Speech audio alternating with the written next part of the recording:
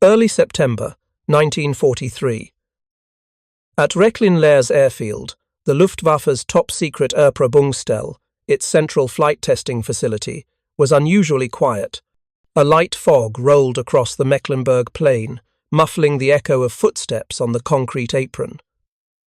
A dozen men stood in a semicircle, their breath visible in the chill air. Among them were some of Germany's finest test pilots, men who had flown everything from the lithe Bf-109F to the raw prototypes of the Me-262 jet.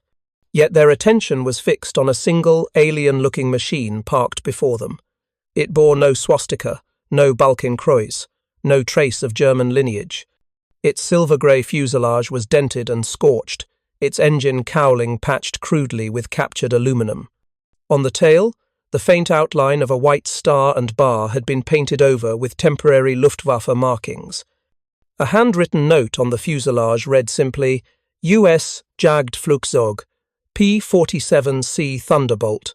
Before we jump back in, tell us where you're tuning in from, and if this story touches you, make sure you're subscribed because tomorrow I've saved something extra special for you. The aircraft had been captured almost intact in northern France after a forced landing near Abbeville. Local troops from a flak regiment had secured it, and, with great effort, the machine had been dismantled, transported by rail, and reassembled for study at Rechlin. The Luftwaffe wanted to know what kind of monster the Americans had built this barrel-bodied fighter that Allied propaganda claimed could dive faster than any German aircraft and survive punishment that would shatter a Messerschmitt. Standing nearest to the Thunderbolt was Hauptmann Hans-Werner Lärz, a veteran test pilot with more than 1,000 flight hours on foreign aircraft. He had already flown captured Spitfires, Yaks, and even a P-51 Mustang. Lärz understood the psychology of comparison better than anyone in the Luftwaffe. His duty was not simply to fly, but to measure to determine how the Reich's enemies thought about engineering. Yet, as he walked around the hulking American fighter, his skepticism was plain. 2300 Pferdestärken, he murmured, reading the American manual translated by intelligence officers.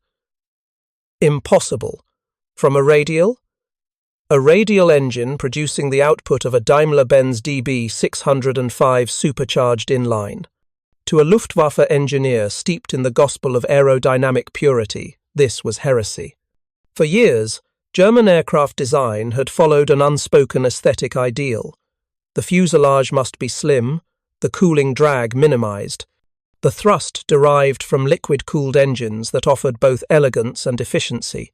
The very idea that the Americans had achieved such power from an air-cooled radial engine, those fat, drag-inducing cylinders hanging in the airstream, was an insult to German design philosophy. But the Thunderbolt, Lärz knew, was not a creation of elegance. It was a product of industrial pragmatism, the kind of brute force logic that characterized the United States' approach to warfare. It was not about saving weight or refining lines.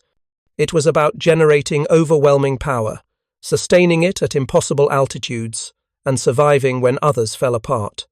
As the ground crew prepared the machine, Lärz studied its proportions. A fuselage longer than a Junkers 87 Stuka's wingspan, wings that seemed stubby for such mass, and beneath the belly, the labyrinthine ducting of a turbo supercharger system, the likes of which no German aircraft possessed. The turbo, driven by exhaust gases, was the secret behind the Americans' claim. Sea-level power at 30,000 feet. To German engineers, it seemed witchcraft. In the years leading up to 1943, the Luftwaffe had dominated aerial combat through refinement, not excess. Its aces had proven that agility, climb rate, and pilot skill could overcome numerical inferiority.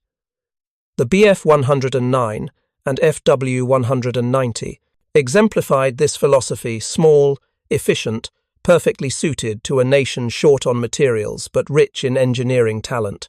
Even as the war turned against Germany, the belief persisted that their machines were superior if only they could be built in sufficient numbers. The American approach, by contrast, looked absurd. Everything about the P-47 violated the principles of German aircraft design. It was enormous, nearly twice the weight of a Bf-109G. Its fuselage was fat with cooling ducts and armour. The cockpit sat high, almost comically so, on a greenhouse canopy. The Germans joked that its designer must have been a tank engineer by mistake. Preparing and narrating this story took us a lot of time, so if you are enjoying it, subscribe to our channel. It means a lot to us. Now back to the story. And yet, the reports from the front told another story. Pilots of Jagdgeschwader 26, the famed Abbeville Boys, had described duels in which these massive American fighters refused to die. One pilot claimed to have emptied his cannons into a P-47, only to watch it continue flying, trailing smoke, until it vanished into the clouds. Another report told of an American fighter that absorbed hits from 4 aircraft and still made it back across the channel. Such stories were easy to dismiss as exaggeration, but the machine before them, battered yet intact, was proof that something unusual had taken flight. Lärz climbed the ladder into the cockpit, the smell of oil and scorched metal filling the air. The seat was wide, armoured like a fortress. Instruments were arranged with a utilitarian logic, their labels in English stenciled in block letters. He examined the turbo controls, the mixture levers, the supercharger stages mechanisms far more complex than anything in the Luftwaffe inventory. He was astonished to find an automatic boost control system tied to the turbo's wastegate, something German mechanics had only theorized. The Americans had made it operational. When the ground crew fired the ignition, the air seemed to shake. The Pratt & Whitney R2800 double wasp, 18 cylinders in twin rows, came alive with a guttural roar that drowned conversation. Flames licked briefly from the exhaust stacks, followed by the rising bellow of controlled thunder. The entire airframe trembled, yet there was no vibration in the cockpit, only the steady hum of immense disciplined power. Lärch's first reaction was disbelief. "It sounds slow," he noted to the ground engineer, referring to the relatively low propeller RPM compared to the high-pitched whine of a Daimler-Benz. The engineer nodded. "That's the point," he shouted above the noise. "Torque, not speed." The German pilot could not yet know that this sound, the deep, rhythmic pulse of 18 massive pistons, would become one of the most recognizable noises over Europe. It was the sound of industry scaled for war, the sound of power unconcerned with beauty. Rechlin's engineers observed from the hangar, noting the readings: manifold pressure, oil temperature, turbine RPM. The numbers climbed higher than they believed safe. At 42 inches of manifold pressure, the R2800 was producing more than 2,000 horsepower, and still the gauges remained stable. Lärz throttled back and looked down in disbelief. "It should explode," he muttered. That day marked the beginning of a series of test flights that would challenge everything the Luftwaffe believed about the physics of air combat. But before Lärz took off, he spent hours studying the turbocharger installation. The system was unlike anything in Germany's arsenal. Exhaust gases fed through pipes that ran the length of the fuselage to a turbine mounted behind the cockpit, driving a compressor that fed air forward to the engine. The arrangement was heavy, complex, and by all logic inefficient. Yet it allowed the P-47 to maintain full power, where even the latest FW-190A wheezed thinly. In a post-war interview, Lärz recalled his first impression. "We could not understand how it was possible to obtain such performance from a radial engine. We assumed it must be propaganda, an American exaggeration. But the machine proved otherwise." To grasp the full weight of that revelation, one must understand the German doctrine of engine development in the early 1940s. The Daimler-Benz and Junkers engineering houses had pursued ever more refined, liquid-cooled inline engines, each iteration an exercise in precision and minimalism. The DB605 powering the Messerschmitt 109G produced roughly 1,400 horsepower at altitude, boosted by a single-stage mechanical supercharger. The BMW 801 Radial of the F-190A, though powerful at low altitudes, struggled above 20,000 feet due to the limitations of its twin-stage supercharger. Engineers like Waldemar Voigt and Kurt Tank were painfully aware of this weakness, but lacked the materials and industrial capacity to develop true turbo superchargers. The alloys required for high-temperature turbines were beyond wartime Germany's reach. The Americans, however, had solved that problem through metallurgy and mass production. Companies like General Electric had developed turbine alloys that could withstand exhaust gas temperatures exceeding 1600 degrees Fahrenheit. The result was not elegance, but brute functionality. The turbo in the P-47 weighed as much as an entire small engine, but it worked, and it worked reliably. When Lärz finally took the Thunderbolt aloft on September 9, 1943, the experience was unlike anything he had flown. The takeoff roll was long, ponderous, the aircraft sluggish at first, but once airborne, as he advanced the throttle and engaged the turbo, the sensation changed. The acceleration was relentless. Climbing past 20,000 feet, where German fighters began to gasp for air, the P-47 surged ahead as if pulling from a hidden reserve. The altimeter needle spun upward past 27,000 feet without effort. In his test notes, Lärz recorded his astonishment with characteristic understatement. Engine retains full power at 30,000 feet. Impossible to believe. Comparable climb to Bf 109 G below 20,000, superior above that. Aircraft very stable at high speed. Visibility excellent. Controls heavy but precise. Turns slow. Dives unlimited. The word unlimited was underlined twice. In a dive, the Thunderbolt behaved like a falling anvil. Its weight and aerodynamics combined to produce speeds no German aircraft could safely reach. The Luftwaffe had already lost pilots who attempted to follow American fighters into steep dives, only to experience control, compression, and structural failure. Now Lärz understood why. He reported that at 450 miles per hour indicated, the controls stiffened but remained functional. At 500, the German test instruments reached the limit of calibration.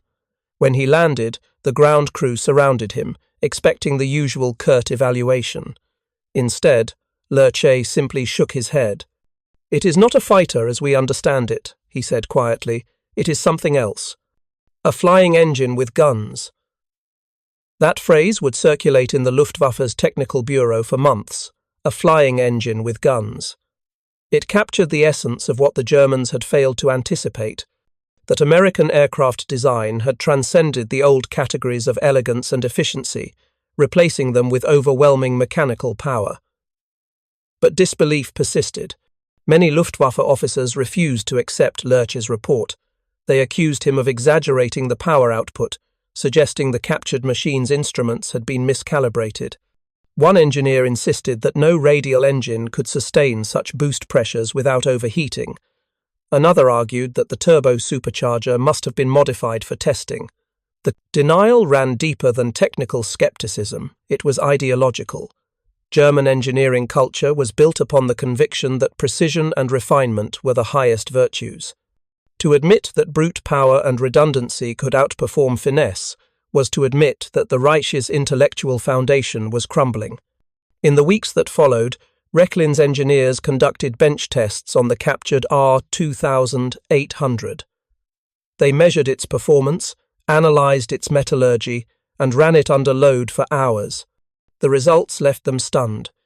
Even under continuous high boost, cylinder head temperatures remained within operational limits. Oil pressure was stable. The engine showed no signs of fatigue. The Radial's simplicity, its lack of fragile coolant lines or radiators, meant it could sustain damage that would cripple a Daimler-Benz. The final report, submitted to the Reichsluftfahrtministerium in late 1943, concluded with reluctant admiration. American radial engines, particularly the Pratt and Whitney Double Wasp, demonstrate performance and reliability surpassing our expectations. Their use of turbo supercharging provides sustained power at altitudes unattainable for current German designs. The system is heavy and inefficient by our standards, but effective. It was a bureaucratic way of saying what every pilot at Rechlin already knew. The Americans had built an engine that defied logic, and it worked. Yet the Luftwaffe could do little with this knowledge. The raw materials for high-temperature turbine alloys were unavailable, diverted to the V2 and jet programs. The industrial network to mass-produce turbos was non-existent. Germany's air force was trapped by its own sophistication, condemned to fight a war of attrition with machines too refined to endure it. The irony was cruel. The same culture that produced the sleek Messerschmitt and the deadly Focke-Wulf could not accept that victory might belong to the ungainly, the overbuilt, the inelegant. At Rechlin, the P-47 was eventually grounded, its turbo system studied and disassembled, its engine sent to the Junkers plant for metallurgical analysis. But the memory of its thunderous flight lingered in the minds of those who witnessed it. Hauptmann Lärz would later write in his post-war memoirs, Luftwaffe test pilot, "We could not believe that such a clumsy machine could fly as it did." Yet it did. And in that disbelief was hidden the truth that we had already lost the race not in the air, but in the factories. By the time the P-47's successors, the bubble-canopied D-25 seconds and high-speed M models, swept across the skies of 1944, the lesson of Rechlin was forgotten amid the chaos of defeat. But in that September morning, when German pilots first heard the muted thunder of 2,300 horsepower unleashed from a radial engine, the Luftwaffe's age of superiority quietly ended. The weeks following Hauptmann Lärch's flights at Rechlin brought not triumph, but unease. Inside the Luftwaffe's technical directorate, the findings from the P-47 evaluation circulated through layers of bureaucracy, annotated with disbelief, redacted by pride. The reports bore words that engineers in Berlin had not used since the early 1930 seconds. Inferior materials, impractical for production, un-German. In truth, these were not scientific judgments, they were psychological defenses. By late 1943, the Reich's air war was transforming into an arithmetic of exhaustion. The Americans had shifted from pinprick raids to industrial assault. Schweinfurt, Regensburg, Bremen cities that were once names on engineering blueprints now appeared as black scars on reconnaissance photographs. German fighter command, Jagdwaffe, was stretched beyond its limit. And in the midst of that crisis, the notion that the enemy's machine might be technologically superior in both durability and power was an unbearable thought. At the Focke-Wulf plant in Bremen, Professor Kurt Tank, designer of the 4190, was shown portions of the Rechlin data. Tank, a man of remarkable intellect and composure, read in silence. The report described the turbo supercharger's ability to maintain full manifold pressure at 30,000 feet. Tank finally looked up and said, "We can design something equal to it, but it would require what we no longer have: time, copper, and nickel." He was right. The alloys required for high-temperature turbines, Hastelloy, Inconel, Mnemonic, were strategic materials Germany could not afford. Their nickel content had been depleted by the U-boat war. The turbocharger was, in a sense, the material embodiment of American industry's abundance. It was not simply a machine, it was an ecosystem of metallurgy, logistics, and power generation. The Luftwaffe's engineers, realizing replication was impossible, tried to simplify the concept. They sketched plans for a leichte Abgasturbine, a lightweight turbo using steel substitutes. Tests began in early 1944, but each attempt ended the same way: meltdown. The turbine blades simply could not survive the heat. A frustrated engineer at Junkers wrote in his logbook, "The Americans build engines like they build locomotives, inelegant, heavy, unstoppable." Meanwhile, in the skies over France, the truth of Lärch's test flights was being written in contrails.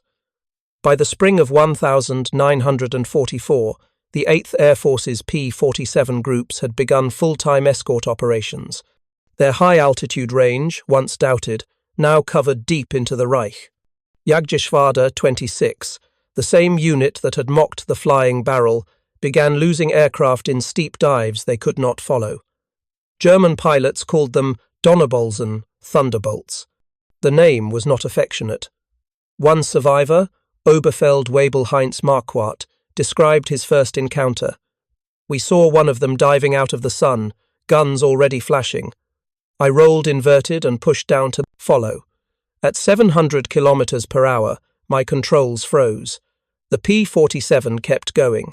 It pulled out far below and climbed away like it had endless power.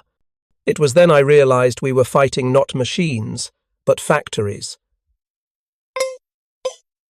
At Rechlin, the captured P-47 continued to fly occasional evaluation sorties. Pilots alternated between fascination and frustration. The controls, they complained, were heavy, the acceleration sluggish below 10,000 feet, but when the turbo engaged, the transformation was undeniable. One recorded comment reads, "Feels like the aircraft grows stronger the higher it climbs, like it feeds on the thin air." German aerodynamicists studied its shape in wind tunnels, perplexed that such a blunt form could yield stability at transonic speeds. Their data confirmed it. The Thunderbolt's thickness delayed shockwave formation. In effect, its bulk was not a flaw but a shield against the new frontier of compressibility.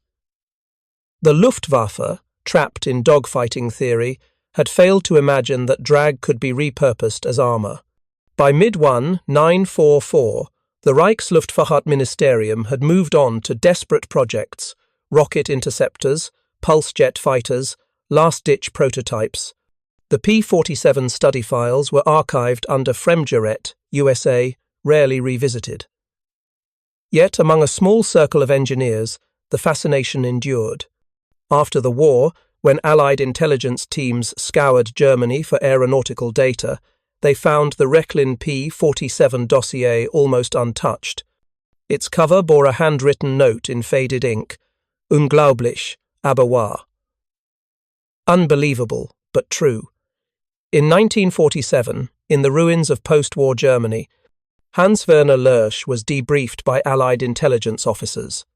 One of them, an American colonel who had himself flown Thunderbolts in the 56th Fighter Group, asked what Lärch had thought of the aircraft he tested. Lärch paused, as if reluctant to translate the feeling into words. "At first, we laughed," he said. "It looked like a beer keg with wings. But after I flew it, I realized it was not built for elegance or for pilots. It was built for victory." "There is a difference." The colonel nodded. For a brief moment, two test pilots, once enemies, now survivors, shared a mutual respect for a machine that had transcended ideology. Years later, when historians traced the Luftwaffe's declining curve of technical confidence, they found that the turning point was not the arrival of Allied jets, nor the bombing of German factories. It was the quiet morning at Rechlin, when German pilots first heard the deep, rhythmic thunder of a radial engine that refused to obey their logic.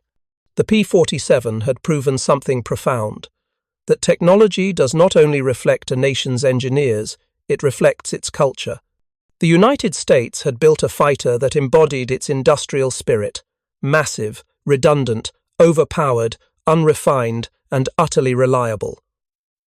The Germans, bound by precision and scarcity, could not believe such a thing possible. And that disbelief was the first sound of defeat.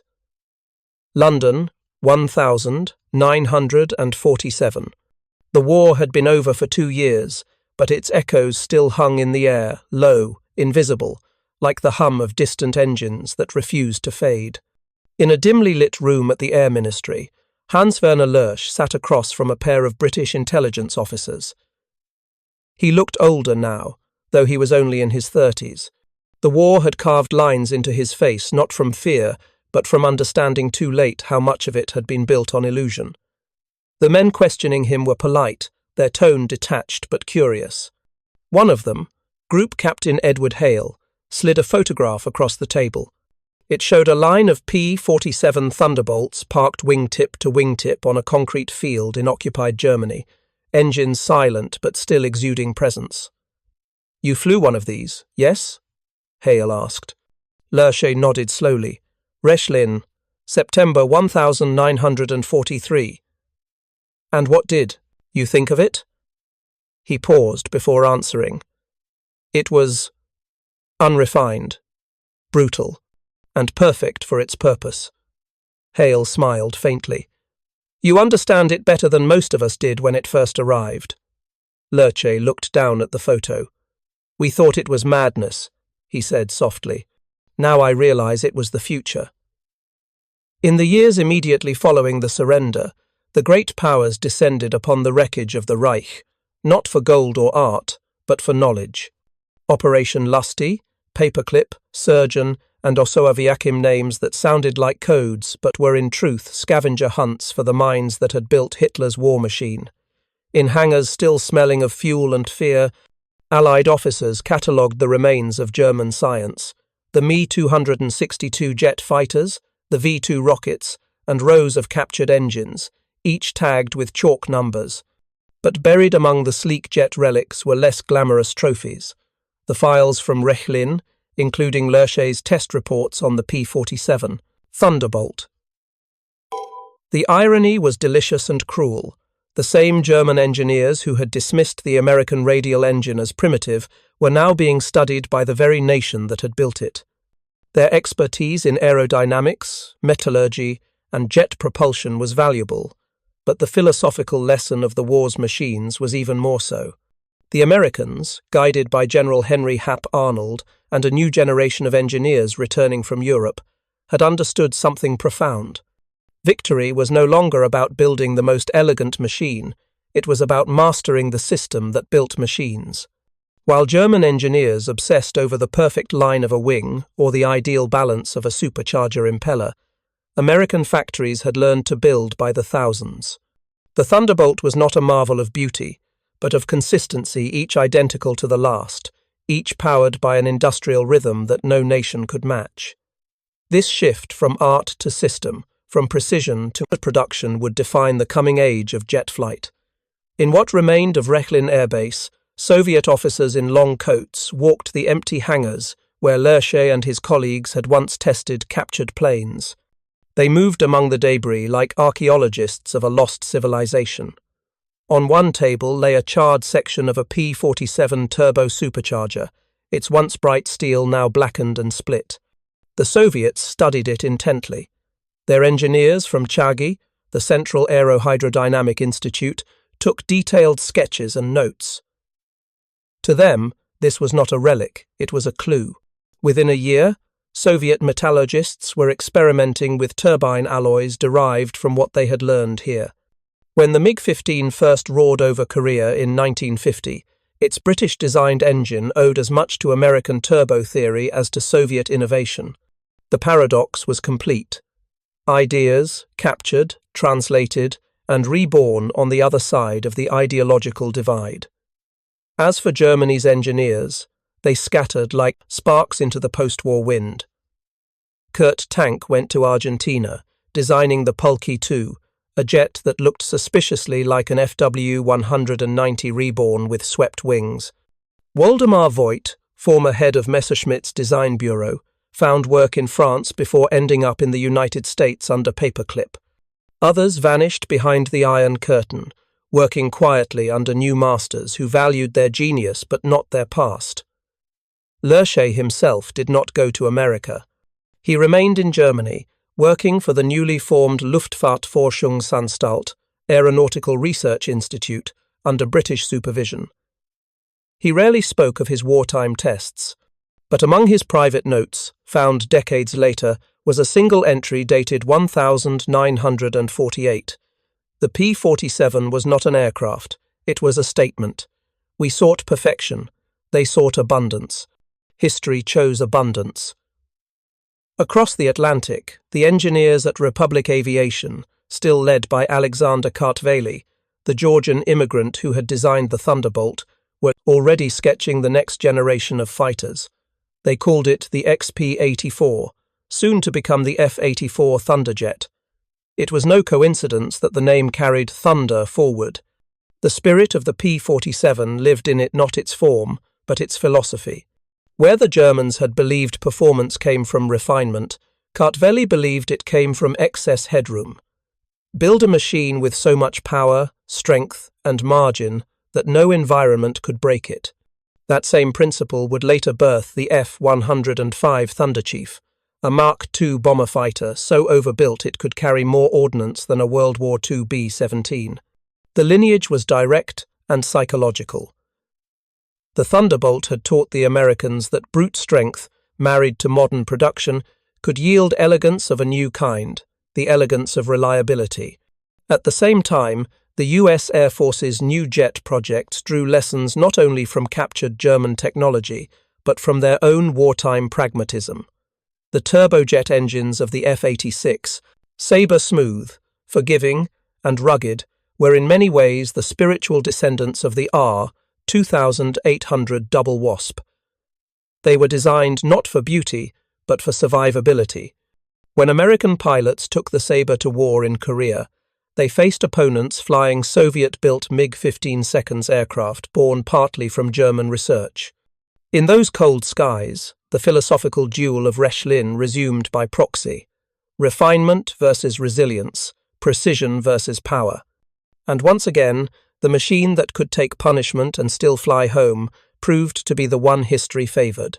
For the engineers left behind in the ruins of Germany, the post-war years were a kind of exile from themselves. The Reich's defeat had not only dismantled their factories, it had dismantled their faith in their own ideals. The German engineering ethos had been rooted in Ordnung order, symmetry, precision as a moral virtue. But the war had revealed that perfection could be sterile. 1,000 flawless engines were useless if you could only build 1,000. The Americans had shown that 10,000 good ones would always win. In East Germany, under Soviet control, aeronautical research resumed in the shadow of ideology.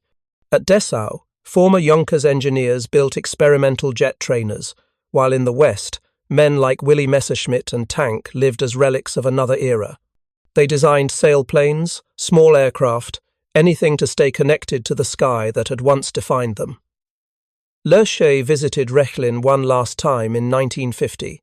The airfield was silent now, its runways cracked and overgrown. The hangar where the Thunderbolt had once stood was being dismantled for scrap. He walked the length of the field, stopping at the spot where he had first taken off in the captured machine. He wrote in his notebook that evening, "It occurs to me that perhaps we were never meant to understand that aircraft. It was not a triumph of the mind, but of the system, and we had no system left to give." By the early 1950s, jet aircraft had erased the boundaries that once defined fighter design. The roar of turbojets replaced the throb of pistons, swept wings replaced elliptical ones. Yet the fundamental philosophies of the war still echoed beneath the skin of these new machines. In the United States, aircraft grew larger, faster, and more complex, but always with the same underlying principle: power first, refinement later. The B-47 Stratojet, the F-84 Thunderjet, the F-86 Sabre all carried forward the industrial DNA of the Thunderbolt. They were designed for ease of maintenance, interchangeability, and production scale. In the Soviet Union, by contrast, the MiG Bureau pursued aerodynamic purity, sharp lines, light frames, maximum climb rates. It was, in essence, the German ideal resurrected in red. Their engineers, many of them trained or influenced by former Luftwaffe scientists, continued the quest for technical elegance. The Cold War, seen through this lens, was not only ideological but philosophical, a continuation of the engineering duel that had begun in 1943 at Rechlin. One winter morning in 1952, a P-47D, now painted in post-war silver, sat outside a hangar in Dayton, Ohio. Its cowling bore the faded name Big Stud. A group of young Air Force cadets gathered around it, laughing at its size. One of them, a fresh-faced pilot named Chuck Yeager, had already broken the sound barrier in a Bell X-1. To him, the Thunderbolt looked prehistoric. But as he ran his hand along the riveted skin, an older mechanic one who had served in the 8th Air Force said quietly, "Don't laugh too hard, son. That fat bastard got us here." Jaeger smiled and nodded. He understood. The jet age had been built on the shoulders of the piston age, and the P-47 had been its strongest pillar. Across the Atlantic, another former pilot, Rechlin-Lärz, read in a newspaper that American test pilots were now flying at supersonic speeds. He stared at the photo of the X-1, its orange fuselage sleek and needle-nosed, and wondered if its designers still remembered the lessons of the Thunderbolt. He suspected they did. In 1957, the newly formed West German Luftwaffe was integrated into NATO.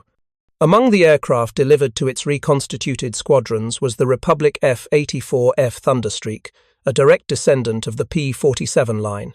When the first group of young German pilots climbed into their cockpits, few realized the irony. They were flying a machine whose lineage traced back to the same captured aircraft their predecessors had once mocked. On the tail of each jet, painted in NATO markings, was the same word that had once been spoken with disbelief at Rechlin, thunder. Lärz, by then retired, was invited to observe one of the training flights at Fürstenfeldbruck. As he watched the silver jets take off in formation, he smiled faintly.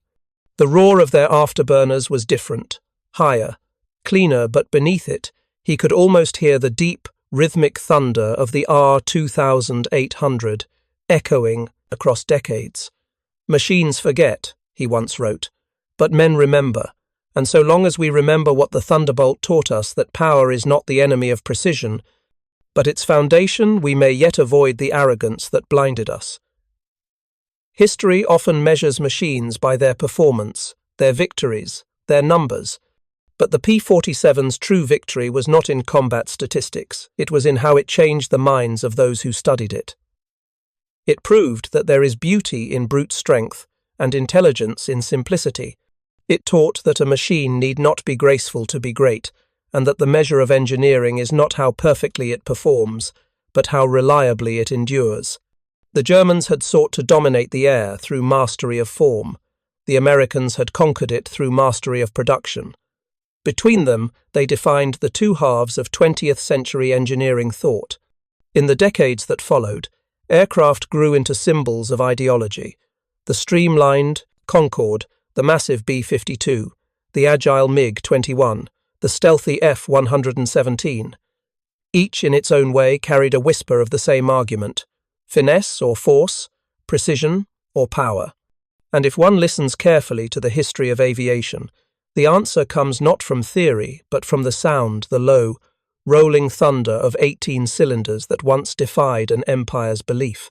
In 1960, Hans-Werner Lärz visited the United States as a guest of the Smithsonian's National Air Museum. There, under the high vault of the hangar, hung a restored P-47D Thunderbolt, its polished aluminum gleaming in the light. On a small plaque beside it was a note: "Aircraft type tested by Luftwaffe at Rechlin, 1943. He stood before it for a long time. Visitors passed by, unaware that the quiet man in the grey coat had once flown this same kind of machine in enemy colours. A museum curator approached and asked, "You knew these aircraft?" Lärz nodded. "Yes. I once thought I understood airplanes. This one proved me wrong." The curator smiled politely. "It's hard to imagine what it was like back then." Lärz looked up at the massive radial engine, its cylinders arrayed like the petals of a steel flower. "It was loud," he said softly, "loud enough to drown out our arrogance." As he turned to leave, the afternoon sun struck the aircraft's nose, and for a fleeting moment, it seemed alive again, a reminder that even the machines of war can outlive the wars that made them. History records victories and defeats, but it rarely records revelations.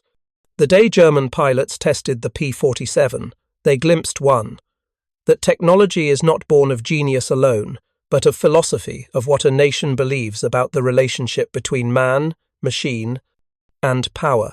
The Luftwaffe believed in precision as perfection. The Americans believed in abundance as power. In the crucible of war, abundance endured. From the roar of radial pistons to the scream of jet turbines, from Rechlin's silence to the endless noise of the modern world, the lineage remains. Every time a jet engine spins to life, somewhere beneath that smooth, invisible thrust is the ghost of a sound once heard over Europe, the sound of thunder. The Thunderbolt. And for those who once doubted it, that sound was not just the echo of power, it was the echo of truth. Up next, you've got two more standout stories right on your screen.